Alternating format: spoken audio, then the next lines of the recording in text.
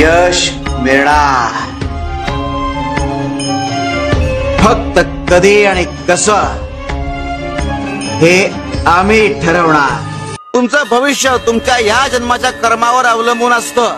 सगळ्यात शेवटी कर्माचा हिशोब होतो आणि त्यावर पुढचा जन्म ठरतो. म्हणजे तुम्ही गुरुच्या सहवासात राहिला, संत सज्जनांच्या सहवासात राहिला, चांगली कर्म केलीत तर भविष्य बदललं जाऊ शकतं. कारण तुमची कर्मच तुमचं भविष्य ठरवतात. शिव शंकर शंभो. आपल्या मनावर आपलं पूर्ण नियंत्रण पाहिजे. जर आपल्या मनावर नियंत्रण नसेल तर आपलंच मन शत्रूप्रमाणे वागतं. हा बोध आपण गुरुचरित्रामधून घेतला. शिव शंकर शंभो. त्या वाईटपणावर मात करण्याची संधी देऊन देव मनुष्याला मोक्षाकडे न्यायचे दरवाजे उघडे करत असतो. आपला चांगुलपणा इतका मोठा असायला हवा की त्या समोर वाईटपणा फिका पडायला पाहिजे. शिव शंकर शंभो.